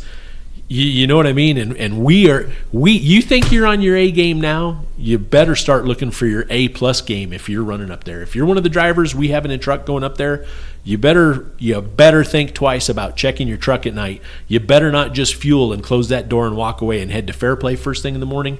You better damn well start checking your truck out. You better start looking at your brakes. You better start looking at your wheel seals. You better check that tire. If you rode up a flat, you better check those lug nuts in the morning to be sure the shop didn't miss something. You know what I mean? It's game on from here forward, especially this summer when it's going to get busy. We got the campers going up there. We're going to deal with the leafers in the fall. We're going to, we got 4th of July weekend coming. We got Labor Day coming. We got the leafers. I mean, name it. Name every single Friday we got to deal with going up there. The camping season's in full swing. So I don't even know what to say for everybody driving up there. Wake up, pay attention, slow down, be on your A game. I'm upset that they haven't really been pointing to the company that, especially if he was deported only back in May, right? That company didn't check his driver's license because he didn't have one. I guarantee you they didn't do a drug test on him. Sure. They didn't check a motor vehicle record because he didn't have a driver's license. I bet he doesn't have a driver file. And I bet that company probably doesn't even have a legal DOT number. I mean, Right. I don't know, but how come nobody's talking about that company? How many trucks do they have? How many more drivers do they have like that guy? I'm going to add another level to that, Dave. Who's hiring him? Yeah. Who is that guy working for? Right? Right. Yeah, and we'd have to fact check it, but I think the company that he's working for is a Mexican company hired by a trucking company out of California. So he's one of the transborder Yes. trucking companies. Yeah, that's Wow. that's how I understood it. Wow. But it's still, you guys just asked who hired him. California company. You got to know who you're hiring. California? Wow. Yeah. Weird. Yeah, there's a liberal stance. Let's hire people that kill people. Well, it It's could be- okay. Yeah, similar to the dude that crashed on I-70 a few years ago. He probably had zero mountain experience. He didn't know going down that hill was going to cause him to come out of his lane and hit those cars and then lose control. But how did he get his license? How did he avoid all the signs? How did he not see that, Dave? Here we are talking about it again. Right. We have people ask, where does that start? And when I hear people ask that, Speed limit, you mean? Yeah. Yeah. I'm like, you missed the 5x10 flashing yellow billboard with the picture of the that truck? says truckers. Yes, don't be fooled. Right. I'm like, how? What is going on? Yeah, and if I'd sit here doing the math, you guys, at 11-mile stretch, you said the mile marker 235 to 246, and then 75 crashes. So that's 6.81 crashes per mile. Shoo. And Wow. I don't know how many years that is, or It's a year, but 13 months it looked like. 13 months, Or yeah. 11. So in a year we have 6.81 crashes per mile Wow. in that section. Wow. I mean, holy smokes, you guys! I just and great word, Dave, carrying the burden. And I'd like to challenge all our guys that are running up to Fair Play to carry the burden. And what I mean by that is, if you're going to carry the burden of what just happened, you need to slow up. You need to do the speed limit. You don't need to change lanes, and you need to be responsible so that the public around that area recognizes you and understands what JFW is and what you do as a driver. Absolutely. And that's how you can make a difference for this gentleman and their family. Yep. Is to stand up and do the right thing. Carry the burden, because it's we're all, not you guys, we're all being painted as that company and a bunch of truck drivers. We're villains for a bad guy. Yep. I mean, that sucks. Yeah. We need to be pretty proactive driving everywhere, but on that corridor, like, think ahead. You know, Yeah. don't just zone out and, you know, not check your mirrors and scan. Like, think ahead, look ahead at that curve, use that 15-second eye lead time, know what you're getting into, because a lot of times you may not even realize, you know, all of a sudden your truck gets away from you a little bit, and there's that curve that Jesse's talking about. Right. You know, so just be super careful. Yeah, and on that run, 5 minutes is not going to change your day. Oh, yeah. It is just not. It Yeah. Yeah, it's and just so hard to learn. I have to add through there, I mean, I would tell you 99% of the loads we bring out of there were overweight. Oh yeah. We're using our overweight permit. So Oh, yeah. there's an added level, Yeah. right? Yep. Now you're speeding and you're using your overweight permit. Right. Not even an option to speed with an overweight permit. You know, those two don't go together. Man, So- I'm like sitting here terrified because I'm taking my family camping, not this weekend, next weekend, and we go to Buena Vista. Right. You know what I mean? And I'm just So I'm going to guess which way you go, Jim. 285. Right. Which way are you coming back? Yeah. Same way. And- you know what I mean? And guess what major interstate is under construction that a lot of people are going to avoid also? Right. I-70, yeah. I-70, what's the next easiest way to get up to the Yeah. mountains, especially that up area? 285, Jim? 285. Yeah, you cut right across to Breckenridge. I mean, Yeah. for Yeah. years when we go to, my wife's family has a cabin up in Taylor Parks, you know, the other side of Buena Vista. And I mean, the fastest way to get there is I-70, ultimately. But when we come home on a Sunday afternoon, I'm like, I'm not going to sit in that traffic. I come home 285, Yeah. you know? Yeah, hopefully there's no traffic in Fairplay because that gets pretty rough Yeah. too. But I Because do that's just... under construction too. They're still Well, working on that bridge and everything. That's exactly Yeah. what I was getting ready to bring up, Dave. You know, and there was a lot of controversy. You know, I got a phone call a week and a half ago from Fred Marvel, and the Brannon family is tight with Fairplay, the town of Fairplay, the mayor, all of that up there, the school district. You know, we've done a lot of donation work. They've done a lot of donation work, and Fairplay loves that, loves Brannon, right? But we've been asked repeatedly to slow down over that bridge, you know, and I was told specifically 25 miles an hour. The mayor told Fred Marvel himself, 25 miles an hour, let JFW and let Coleman know, right? And Fred picked up the phone, called me, I let everybody know. Fred picked up the phone, called Jim Coleman, he let everybody know. You know what I mean? And we immediately got, well, the sign says 30. I don't care. The mayor is asking us to do 25. right. Let's freaking do 25. It's a bridge. We can do 25 miles an hour for 100 feet. Who wants to be better? There's construction workers there. It's one lane, is it not? I mean, it's got to be one lane. So do 25. Why are we talking about it? Shouldn't be an argument. There's human beings' lives at stake. So think about it. Let's do it. Yeah, on Facebook I saw there was a little bit of a debate going over this, and like truckers were right away like trying to take this guy's side. Like, we need to stick together, and I'm just like, This 285 guy? yeah, who wants to stick with that guy? You know what I mean?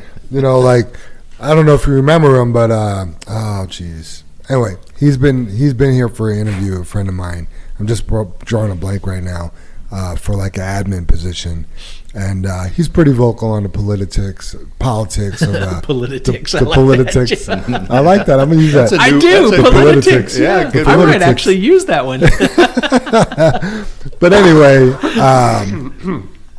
he's like, these guys need to be held accountable. And they get into this war where truck drivers are like trying to stick up for this guy. I'm like, for what? Yeah. I'm disappointed that the charges got dropped down. Me too. Like, careless driving with the result of death? No, that's Misdemeanor. manslaughter. You just killed somebody. You took away a dad. You took away a grandpa. Like, to me, That's not something to drop a charge down on. That's bullshit to me. And here you go. That's more political, Jim. Absolutely. Politics. Politics. Politics. I can't even say politics now. Politics is so 15 minutes ago. It's politics now. Right. Politics. But all of those elected officials that we have, they're the ones that hire your judges. They're Right. the ones that hire your police chiefs. They're the ones that hire your district attorneys. They're the ones that Right. prosecute all of these people. And we're going to prosecute him to the minimum? Right. If that was This guy needs to rot in an American jail cell in one of the worst prisons we have. if that was a gun, like an accidental gun death, there would be Oh. all hell. There would be bad. outrageous. From the lunatics. Yeah, I mean, it would be the end of the world if it had to do with a gun, Jim. Yeah. Oh, But it sucks. Here we are. We're going to carry the burden. Yep. So, Yeah, so asking everybody, just slow down. Yeah. Just take 5 more minutes on that run and be respectful. Just empty or loaded. Yeah, just show everybody the difference of how you drive and the culture here at JFW. Yeah. Yep. Absolutely. It is just so not worth it. Yep. Let's see. Anything else for the discussion, guys? Yeah. Super Dave? Good? All right, Jimmy V has a question. We'll go to questions of from the audience here. Question number 1. Why do we not receive videos of accidents that we have that have happened like we used to? I think it was good to see them and learn from them. Well, I can answer that. I just haven't posted them. It used to be easier on Bamboo to post videos, and now there's like 4 steps to get it up. But yeah, I mean, I got plenty of stuff I could post. You'll have to click on a link in Paycom that'll take you to a website where you can view it. So, I mean, I could certainly throw low light videos on there, and some of our faux pas, so to speak. Yeah, the one we just spoke about, the head on. I mean, that's a great Oh, video, yeah. Jim. Yeah. I mean, it is truly. Yeah, for Coleman. Yeah, a great video. That's a good description of a shitty video. Yeah. Jimmy V, I will do better at posting videos because it is very easy to learn from them. So, all right, question number 2. This one's going to put you guys in a corner. Will we ever? You get the easy one. I'll post some videos, Jimmy. Hey, I'm gonna make Jimmy happy. Now you guys make him happy. Okay. Will we ever get some day cab 589s? Already seen a couple of them on the road. Happy and blessed Wednesday, JFW family. That's been asked before. Yeah. And we just saw Apex's a couple weeks ago there. Good looking truck, but I mean, that's the short hood. Yeah, It's still not the long hood. Yeah, it was kind of our answer Right? to the day that it was a short hood. But when you see them, you can't really tell, Dave. No, Yeah, you know what I mean? No, I It's did. it's It was like a hood. triple look for me, Yeah. and I remember I smacked you on the arm like, "Hey, that's one of the 589s." Because at first glance, you do think it's a 389. Yeah. You really do. Yeah, you can't. You got to take Yeah. a bit of study, and so Yeah, and not that we're going to get sleepers, but Jimmy, I did find out that the new 589, they were only doing them in a high-rise sleeper, and the factory just released the really long hood 589 in a flat top. Right. And one of the salesmen we know from Peterbilt, he had a lot of customers excited in ordering their flat tops because it's truly going to look old school, long hood, the whole bit. And there was a lot of excitement over that. And Yeah. and I wouldn't ever say never, but it's just again it doesn't seem the culture and the direction we're headed. We haven't got a weight on the newer hoods because I think they're all out of Maton, right, Dave? yeah, no one's been able to give us a weight so far. Yeah, and So- I think that's a concern, coming into it when we order or if we order. And, again, we had a couple meetings yesterday, and, through all of this, Rick came up several times, our salesman from MHC, and he's just done such a great job with everything. And the support we get after the sale of the truck, we're, to jump around here a little bit, Rick's given notice he's retiring. That's what he told me. Yeah, and I mean, it's taken me and Dave over 40 years to find a gentleman that is in our corner every day, and we're going to lose that guy. What people don't see is what Rick has done for JFW in the background Oh yeah, there's no. has been more than every It's other more than salesman selling the combined. truck. Yeah, it's more than selling the truck. Absolutely, Jim. His support has been unwavering. Yeah. You know, I mean, this last round, these 33 trucks, Kenworth was more money than Pete, Oh, wow. Weird. right? And we beat him up a little bit, and we kind of held their feet to the fire, and they finally got there. But Rick was the deciding factor in that decision. And even though Rick's given notice, and it's weird to say given notice, he's retiring. Yeah. Yeah. Right. Same. We had to difference, give him I notice guess. he was retiring. Yeah. Yeah. He's not quitting. But Oh, he's quitting. it's because of guys Rick get 2 Bowen, weeks. and we've made that dealership aware of that. It's because of Rick Bowen Right. that we bought 33 more Kenworths. Right. Not because of MHC. Now their team is pretty damn good. They take really good care of us. Right. And they kind of run rings around the other dealerships here in town. Yeah, You know, and no- I say that with a bit of faint heart. It doesn't feel good to say that. Yeah. We have a lot of relationships at Rush Peterbilt. There's good people in both places. There, Dave. there is, yeah. So- As a matter of fact, We just had lunch yesterday with Tammy and Brent. You Right. know, great people from Right. from Rush. yeah, and know. it just, yeah. But where I was going with it is, you know, with Jimmy's question here about the Peterbilt is, you know, I would have to tell you that if Rick was, you know, still there for another year or so, we'd just stay Kenworth because of the sales he gives us. I mean, to just give a short story, the trucks we just got, you know, not the ones we're doing right now, but last year, the hubs are failing on them. The fan hubs are failing on them, and we've you know had bearings and oil leaks, and he's already gotten with Bendix. Are they Horton. Bendix? Horton fan. But anyway, without bothering me and Dave, he just let us know the rest of the trucks that are coming in this year, he's changed the fans on them. Wow. Got him switched back over to Bendix, and he's gotten with Horton. Horton is getting us 3 stock replacement Yeah, fan swing. hubs. Like everybody likes to Yeah, call that swing hubs. Swing hubs. So, and what salesman sells you some trucks? The sale's done. We got to take them no matter what. Right. And goes, I'm not going to sell you the rest of these. We need to fix it. Yeah. People don't do that. Yeah. He's I can tell you how many salesmen. None. None. one. We found one in We- 40 yeah. years. Right. Yeah. And he's just an outstanding human being. He's going to be. JFW has taken a loss on this one, and I want to add We're out losing there. a member of the JFW family. Oh, And absolutely. then some, Dave. Yeah, a rock star of the family. Yeah. Yeah, I wrote him an email yesterday. Well, I think it was on the notice of the the fan fans. hubs, yeah. And I just said, you know, I started the email as I'm calling bullshit. You know, Rick, you can't retire, and so I took that part off, and then I wrote in there that, you know, you're not going to enjoy retirement. You're going to get fat. You're going to lose all your teeth. I don't You will be bored. I see Rick getting fat. Come on, Dave, help me out. I said Yeah. you might as well. We can't stay. have Rick retire. Yeah, I said you might as well stay. You know, you don't know what you're in for. But yeah, it's just yeah. So Jimmy, the never say never, but it's just really not in the cards right now. At the moment, too, keep in yes. mind, I don't know if any of you have felt it, but it's an election year, and we're slow. Yeah.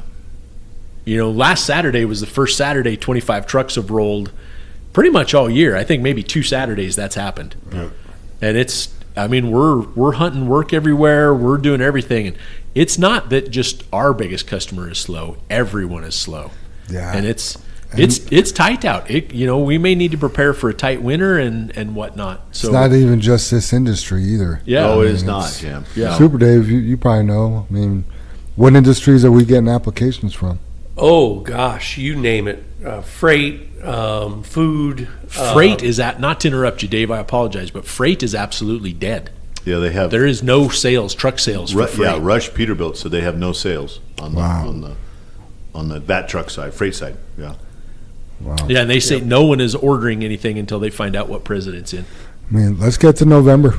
Let's Yeah, just. Let's I just wish get we could there. fast forward to there so we can make a plan, Jim. For that thing, yes, but for the cold weather, no. Agreed. Right, Agreed. Super Dave? Yeah. Yeah, but I mean, we did talk to Brandon, and maybe we mentioned on last week's podcast, they do have things on the books for 25, but I think people are just like, I'm not going to do anything until I know who's in office, what direction the country is going to go. That's going to dictate interest rates, all that kind of stuff. Yeah, So, we're in a bad spot. yeah.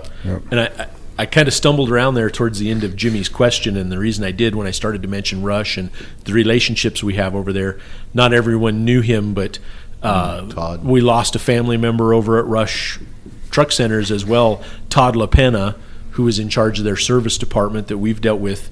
Mikey's known him for probably 30 years. I mean, I don't know how long they worked I would together. think so, yeah. He's been at Rush for the last 15 years, and prior to that, he was at Western with Mikey. But anyway, he that was an unknown loss, a life there. He's barely in his 50s, kids, married, had kind of some tragic health issues for like a week, and we lost him. Man. So yeah, shout out to the LaPena family and the Rush family and whatnot, because that was a surprise, and yeah, I don't know what to say about the life that goes on here in the JFW world and just in the world in general, right? How it seems like life just comes and goes, and you can't take that lightly, but man, does it come and go fast. It's scary. I think that's just my personal opinion. Just about, I guess we've learned to keep chugging along, and I know some people, when they have the death, they can't. Right. It just paralyzes them, which is fine. I'm not. There's No criticization. No. there's no wrong or right way. It's just Exactly. your Yeah. personal grief process. Yes. And it's different for everybody. I mean, we've had a lot of talks about death up in this room, and we're pretty similar about, we got to keep moving, but like you said, some other people, and maybe their relationships are different, but yeah, I don't know. It's I mean, in particular, Mom last year losing her, for the way we were raised, and her running the business for so many years and stuff. She wouldn't want us right. not to stop. Exactly. She wouldn't want that for our people, for our teammates. That's not. Right. She was here every day to take care of those people. Sure. That was her work ethic, and that helps too when you have that kind of leader and that kind of upbringing, I guess. Absolutely. So, That makes sense. Fortunate that way. Yep. She was a tough lady. Matriarch, right? Is that what you call her? Yeah. Nice. All right. You guys good on that? On the 589? Yeah. Thanks for asking, Jimmy. Safety topic of the week, extend your tarps all the way out. And that's like a safety topic and a maintenance topic, because obviously we need to run tarp with inch and below. And then it's not good for the tarp to be halfway out. They just flap in the wind, and in between the ribs gets torn, and that doesn't look good. Absolutely. Looks. And we have a ton of them. We have quite a few. It's amazing how quickly that happens too. Right. Because the trailers are only a lot of them are 4 years old, but a lot of them are only 2 years old. Yeah. And so it doesn't take much, and those tarps are going to start to rip. And kind of like a mud flap, once it starts, it keeps going. Right. There's Yeah. two positions for a tarp, all the way in and all the way out, not halfway. Right. Not a Yep. third, And not three-quarters. Yeah, and we just talked about it last week, Jam. I feel like it was either last week or Yeah. the week Yeah, before, we did. because I made mention. Okay, yeah, when you run it out and when you run it in, don't Bump run it it all back. the way until it stops, and leave it when it stops. Give it a bump back the other direction. Maybe it was just last week and I didn't take it out of the safety topic. I don't know. I'll have to look. That would be a jam move. I just assumed it was more, Jam. I don't know. You never know with the politics. Yeah, I wanted to. You just reminded me, Super Dave, when you said that either the trailers are 4 years or 2 years. It's probably the same thing we battle when we buy in groups. Is the age of the tarp is about done. It's been wore enough. It's been in and out. It's been sun drenched. It's been pushed a Coors load flat, one or two of them, and we're going to have the same thing start to happen. All the tires wear out at the same time, and we're going to have problems with the tarp. So Yep. help us out, sure. guys. Write them up. If your tarp's getting older, make sure you no matter what, bump the switch, take the little bit of pressure off of it, run it all the way out, like Jam just said, run it all the way in. All that stuff. It's just it's about the care of your tools. Absolutely. Right? Tips and tricks from Ray Davis. Funny enough, Ray writes on job sites. When dispatched to a job site, you need to make sure that you are swept out clean before you load. Double check your material and call a contact before you leave the pit and give them an ETA. Also, Ask if they are already on site and everything is out of the way to dump, and who you should contact when you get there. When you get on the job site, find your contact and walk the job site first, looking for obstacles, markers, pins, sprinklers, or pipes on the ground, or anything that you could possibly run over.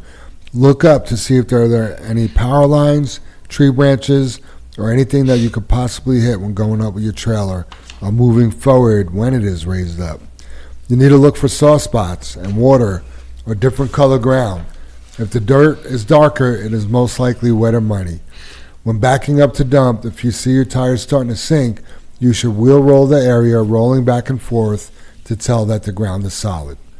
If you get there and the guy there says, "Hold on, I got to move 50 pieces of pipe," or whatever, and you're sitting there waiting, you need to let dispatch know 15 minutes after you get there and start a JFW ticket. Make sure you have them sign that JFW ticket and turn it in with your paperwork at the end of the day. So great tips there. Yeah, good job, Ray. Yep. Good tip, and I read that, and I wanted to mention, and sometimes it's not safe, sometimes they don't let you, but when you're sitting there for 15 minutes, and I know he gave the example of moving pipe, there's so many times I've been on a job site, the guy has to move some material or move some rock or move pipe or move lumber. I just help. Right. Just going to help you get done faster. Yeah, isn't it? just That ain't my job. right, Jam. And it just, the guy's grateful, you got dumped faster. It's a win-win, just participate in life. Just don't, and I'm just saying there because of the way he wrote it, but Right. just don't sit there. Yeah, imagine how that guy's going to treat you the next time you get there. Oh, absolutely. There's double O dirty right there. Yeah. And the thing is, he may go to a next job and you run into him because it's a small world. He's going to remember you, and going to help you out however he can. Yeah. Yep.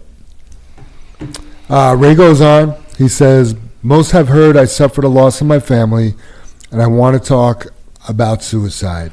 If you're ever feeling down or think you want to check out or no one can help you or you have no one to talk to, I want to say you do have someone, and that person is me. And you could always call me to laugh, talk, or whatever. I'm a good listener and I truly care. I always have my phone on and I will answer. My number, here it goes worldwide, is 720-626-3388. For anyone that doesn't have my number. Hope all is well with the JFW family, friends, and listeners. Remember, safety has no blind spot. Look and lean, sit up in your stool. Don't be a fool. Much love and respect always. Ray 0013, the Black Sheep."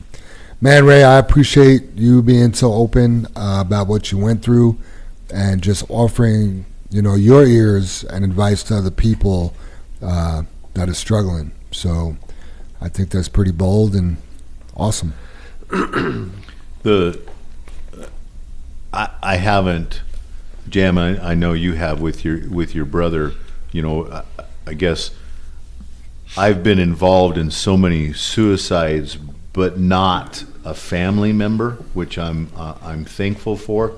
And I think about it in Me too. Good thing one of your brothers never killed himself. Right. there's a thought, right? Sorry, I don't mean to make light of it. At some point you have to joke. You know what I mean? Absolutely. And I know, Jam, you lost a brother, so To suicide, yeah. Jumped off a building. Yeah. And the thing about it is, it seems so selfish, so personal. You might have a little bit of anger over that, and yet I try to put myself in those persons' shoes when we're talking about things, and I feel a bit of pressure on myself every day. We have JFW, the family, and the different stuff like that, and when I put myself in their shoes, the act, whether you think it's selfish or not fair or whatever, is all that pressure ends. Right. You stop all of that. You stop the thinking, you stop the worrying, you stop the anger, you stop the love and the jealousy, all those emotions you stop in that moment. And I don't know however we want to discuss the afterlife, because I don't know, if that act you go to hell or whatever. That's another topic. But that moment of all that stops. And I think, oh, well, is there a lot of release to that? But then on the other hand, you started off the podcast that way, Jim. Here's Ray giving his phone number out, that maybe just the talking of it releases that. Would help someone. Helps that, takes that. Absolutely. Takes that burden off. When you can go, me too. And I guess, the month's not over, the mental health part of it, I had a quick conversation with Big John, brought it up last week, and he's thanked us. He's talked about it. We've talked about the wind chimes. His wife. Personal when they a daughter loses their father. Whether me and Dave losing our mother. And it just all of that, all the life. But I think you just have to talk about it. And I guess what I'm trying to get at is if I could help anybody to tell some, it's okay. Right. It is okay. Hopefully nobody's going to ridicule you. At least the men right here will not ridicule you no matter what you come to them and say. Yeah, if you try to call Ray and for some reason he doesn't answer, which he will. Oh yeah, he'll answer. Let me say this and then get back to Ray. But call anybody here. Yeah. If you are in crisis, call us. We are not professionals, but we will get you the help you need. And it could just be a talk, But I think what a lot of people need to understand when they're dealing with mental health, right, is that person is in so much emotional pain that they think that they're better off not being alive. It hurts them so much that they think that their daughters are better off without them, or their sons, or their parents, right? So, yeah, it's a crazy thought. Like, I think about my brother. He had 2 beautiful girls at home. He had a beautiful wife at home, and he thought they were all better off without him. And that's scary. Right. Because those girls, they grew up to amazing young women, and his wife is doing well, my sister-in-law. But, man, they would probably trade everything to have him back, Right. And the world, it stops turning for the people that are affected by that. For that person, they're good, But then the wife, the family, the siblings, like, the world stops turning for them for a little bit. But it keeps on going for everybody else. And eventually, you got to jump back on the... You got to step back on the merry-go-round. You got to get back on. Whether you want to spin or not, you got to step back on. Yeah. If you guys don't know Ray, he is in 0011, not 003, or excuse me, 0012. Yeah, don't get Ray and Ron confused. Wanting to be 13. Wanting to be 13. They're pretty close too. You could interchange those two guys. Yeah, Minus the tats. Both good people. Ray does have tattoos on his face. That's one way you could tell him apart from Ron. Ron, I challenge you for Halloween to dress up like Ray. Shave your head, paint your face. But good dude. I've had a lot of heart-to-hearts with Ray, and he's got a big heart for people, and he cares. And I feel like Ray's purpose is to... man, I hate to put this pressure on him because it just sounds kind of screwed up, but Ray has a gift to help people, and I feel that's his purpose. He does. It was cool to learn about his life and how he grew up and what he has conquered and overcome. Right? Other people may not have been able to do what Ray's done. When he was on the podcast, he was an awesome guest. I loved it. It was good to learn more about him. Yep. Yeah, I just tried, and I think we've said this statistics before, but that you can break everything out. But it's the 11th leading cause of death in the world. Suicide? Yeah, suicide. What, men's or just suicide? Suicide. It was. Suicide. I didn't get to break it about, but suicide, 11th. I mean, you think of cancer and all the rest of the things, and 11th? I mean, I think because it's Mental Health Month, the suicide rate among veterans is incredibly high. Yeah, that's really high too. Yeah. Just. Yeah, we're getting ready. Actually, I don't want to talk about that. Anyway. Good. Must have been politics. Good. Yeah. Gosh, you just baited us and then poof. So there's this one little organization we donate to monthly. It's not a big deal. We don't give a lot of money.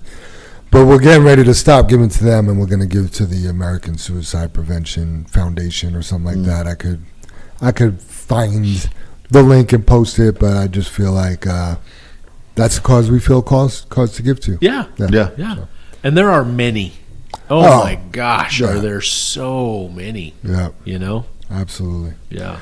Well, Soup, the last 2 weeks definitely have not been the same without you. Brother Dave did a really good job reading the High Road Hall. Thank you. Thank you very took- much. took the torch, huh? Thank you very much. You mean you job. didn't listen? No, I didn't. Oh, man. We wanted to listen from, where were you? Iceland or? I was in a few different places. I probably would have been one from Germany and one from Amsterdam, right? Man, you could have at least hit play in those two countries and made me Right? feel good. And you should listen to one of them because I think you got a pretty good shout out on the one. We kind of missed you. I'll dial it in. I'll dial it in. 2 out of the 3 people in this room were crying. I'll let you guess which 2. And one was a guest. Hit us with that High Road Hall and Soup. This is completely separate.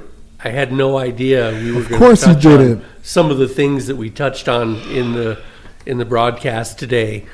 But I came across this story. I would almost call it a poem, but it's not really a poem, but it kind of reads like one.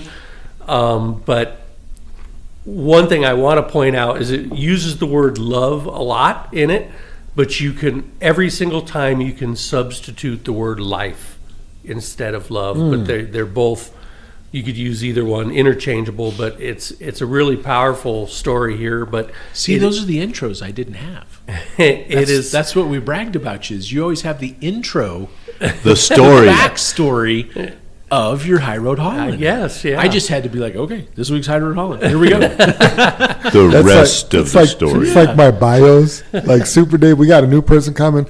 I mean, you know their favorite color, their favorite food, what they like to do on their time off. I'm like, Francisco starting on Monday. That's what I was just going to do. I'm like, yours were, they start on Monday. I give you credit, Jam. You did a great job Yeah. covering for SD. Yeah, I need to give you a shout out, Jim, for taking the reins while I was Absolutely. gone, because you Yeah. did an amazing job. And your bios were better than just the name. They start on Tuesday.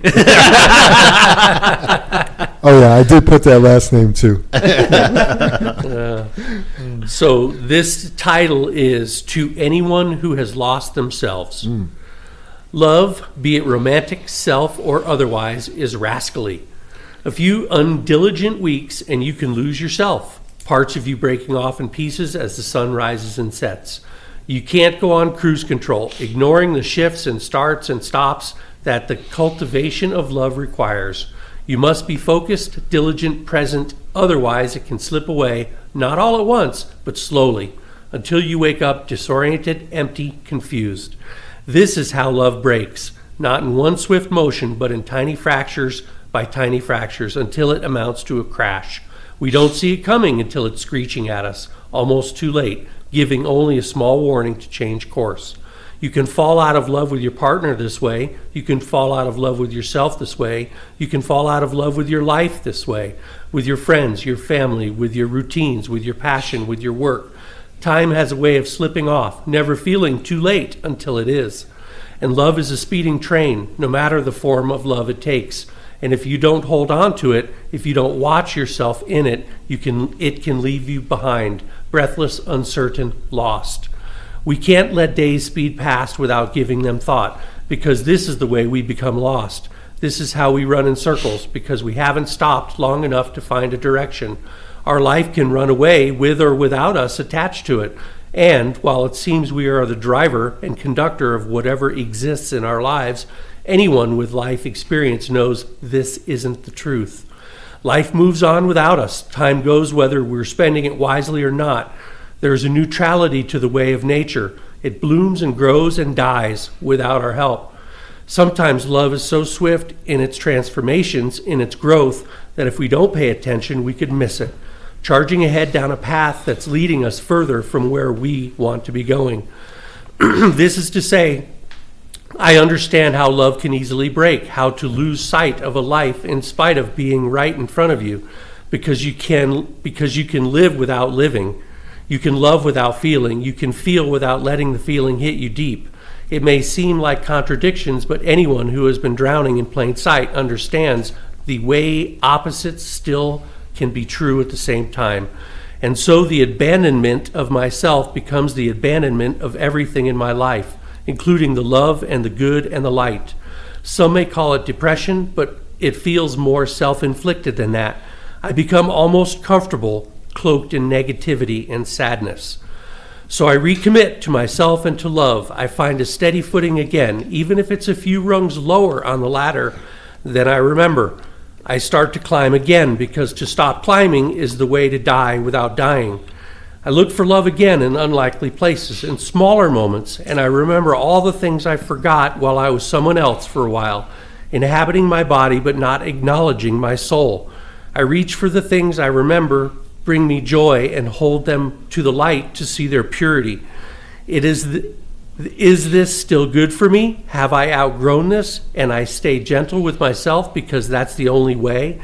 In a world that wants hardness, I will continue to fray my edges to remember to keep them soft and smooth out of necessity, out of strength.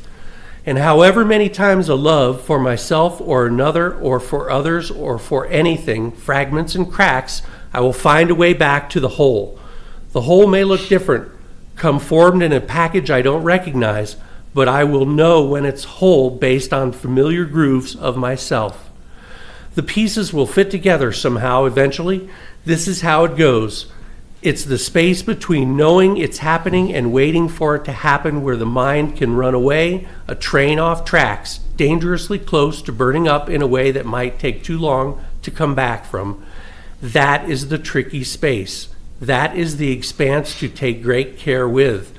That is the divide I am at now, so I wait. Wow. Very good, Dave. And those are excerpts from a story by Jamie Varon.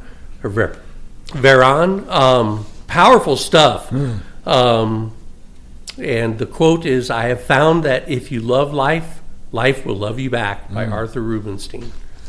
Isn't that As the truth? always, great High Road Holland suit. Thank you. Yeah, Super Dave, the one, to me, it's what we're talking about, or the Men's Health and all the other stuff. Drowning in plain sight. Yeah. I mean, how many of us, back to the Me Too comment, Jam. I mean, you're literally drowning in plain sight, and nobody can help because they don't know, they don't recognize it, they don't see it. You don't say anything, and you're just drowning. Mm-hmm. Yeah. And nobody realizes, not an ounce of water around you, and you're drowning. Yeah. Yeah. That's scary stuff, but awesome piece, Super Dave. Yeah. Yep. If anybody wants a copy of that, I'd be more than happy to print it out. But I want one. Yeah, Yeah. that's good. That's Good stuff. how somebody can just write that out like that. Yeah. So clear, so emotional, so deep, so strong. Yeah. He's a good writer. Absolutely. I'm shifting gears here, kind of got a closing thought and kind of blending it with a shout out and all sorts of stuff that just kind of popped in my head. But went and saw Dad for Father's Day, and he had several neighbors that were sitting there at the table with him, and I feel bad. I met so many of his friends that I don't remember this particular lady's name, and somehow we got on the subject of D-Day in World War II and stuff, and her brother was shot down in a B-29 bomber, right, fighting for our freedom. Wow. And he was in the Navy, but he always flew. He didn't like being on the boats because he was always sick. And I said, did he survive? Is he alive? And she's like, yeah, he did. And I said, what did he have to say after he got shot down? And she said his biggest concern was how sick he was on that raft for 3 days. He was on a raft for 3 days. And you mentioning that drowning in plain sight, Jim, and I'm totally just blending all sorts of things together. But I mean, D-Day was just, I guess it's been a week and a half ago now, so I kind of missed the shout out on that. And we totally missed the shout out for Father's Day, right? Father's Day was last weekend, and we're pretty bad about, I don't know what's coming right? We're kind of always behind the scenes. So We're shout reactive. out to all the dads from last weekend and for Father's Day and all the mothers that support the dads and the family members and all that. So I guess I'm kind of throwing shout outs out, and I don't know my final thoughts. I'm totally rambling here. I feel like there's so much life coming and going and what's happening here at JFW, and gosh, it feels like crazy times. It just I'd like for the rock to slow down a little bit and we have some normalcy, and I guess I hope everyone's healthy. I hope everyone's safe. I hope everyone does the right thing on the 285 corridor. I hope everyone the best, and I guess that's my final thoughts. I'm going to end with that. Jim? Yeah, along those lines, Dave, I've been thinking about the final thought, and I thought you were going to go there with Dad, actually, and I was like, man, I can't believe we're on the same lines here. But Dad, I know you listen to the podcast every week here, and I know you're going through some health issues, and for everybody, I'm gonna kind of bounce around a little bit and jump on your coattails, Dave. Is I can't imagine being a teenager in our world today, believing enough in the country, and I know most people were drafted, or all people were drafted. A lot of people joined, but you're in your teens, maybe early 20s. You're put on a bomber, and you're sent to another country with people shooting at you To kill you. to kill you. That's what their job is to kill you, and be shot down. You survive 3 days in a raft, and you go on to probably live an amazing life, hopefully, right? Yeah. That's your world. That's your teens compared to what our teens face now, or any one of us face now. I don't have internet. Yeah, is the crime, right? I don't have internet. You're absolutely Look right. what somebody said about me on social media. And I guess Dad, you and all of us, no matter what your age is, I'm gonna throw a challenge out, and I want you to listen to me, Dad. Is as you've aged here, and all of us, you got some sugar diabetes going on, right? So I happen to know your house is filled with cookies and candy and sugar and junk, and you want to feel better, no matter what age you are, your life's not over. All of us, throw the junk away. Clean up your diet. You'll get to feeling better. And you're not a diabetic, Pops. You were one. You weren't taking insulin. You lost some weight. You got off. You can do it again. He's having some trouble with his heart. Well, that's due to your diet and your exercise and all that kind of stuff. For all of us, we can change that. Todd told us that last week. Do a 30-day challenge. I challenged Dad for 30 days. Stop the junk food, get some walking in, take your new medicine, do all that stuff. Life is not over for any one of us. But if we don't take care of ourselves, most of the time, nobody's going to help. I mean, Who's in charge of you? The person that helps you the most is probably the person that cares for you probably more than you do, and that's probably your spouse, your significant other, your kids, or just that one really special friend. And it's really a bummer that somebody cares more about your health than you do. Right. And that's for any one of us. Right. And you touched upon it, Dave. We care more probably about how you come down 285 than you do. And that's unfair. You gotta again take responsibility. And then if you're gonna take responsibility and you're feeling that bad, say something so things don't get worse. Right. And still be an advocate. So Dad, I'm throwing the challenge out. You listen to the podcast all the time. Just like we talk about the drivers slowing down, throw the damn sugar away, and you can get to feeling better.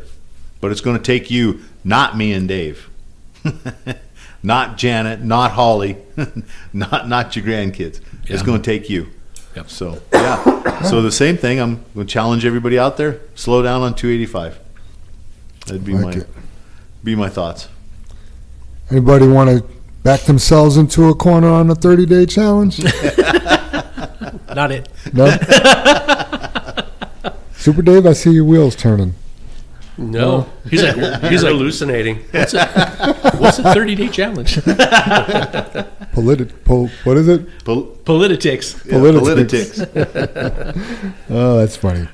All right, so just with Super Dave being gone, I had to pull out my interview questions. I blew the dust off them, and one of my favorite questions to ask new candidates is, what do you do when things don't go your way?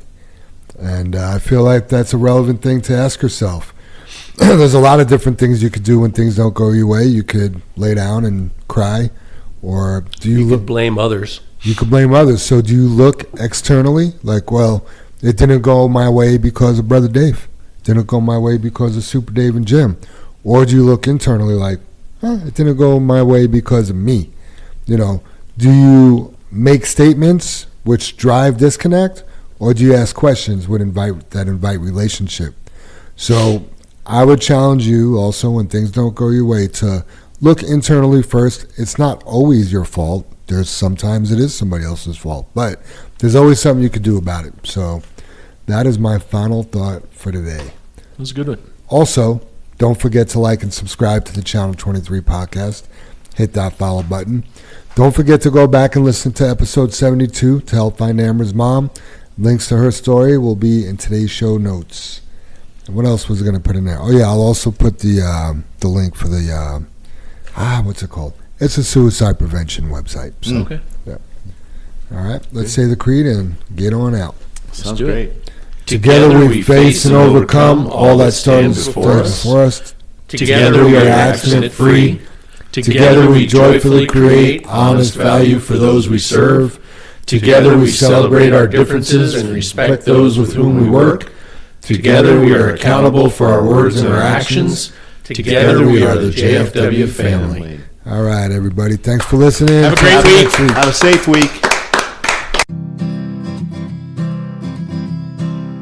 I see those big, bright, shiny red trucks just a trucking down the road. Those big, bright, shiny red trucks just a looking for another load. Well, it's a family tradition, any Rocky Mountain day. Our fathers before us showed us the way. We work for asphalt cowboys and concrete kings, but that's never been a problem, 'cause we got diesel in our veins. We've got diesel in our veins. I see those big, bright, shiny red trucks just a trucking down the road. Those big, bright, shiny red trucks just looking for another load. I hear there's a couple million tons to move. I see them everywhere. So you best get out their way and watch that sand and gravel disappear. There's another run to make. We gotta get it there on time. And we got what it takes to lay it all out on the line. We'll lay it all out on the line. I see those big, bright, shiny red trucks just a trucking down the road. Those big, bright, shiny red trucks just looking for another load.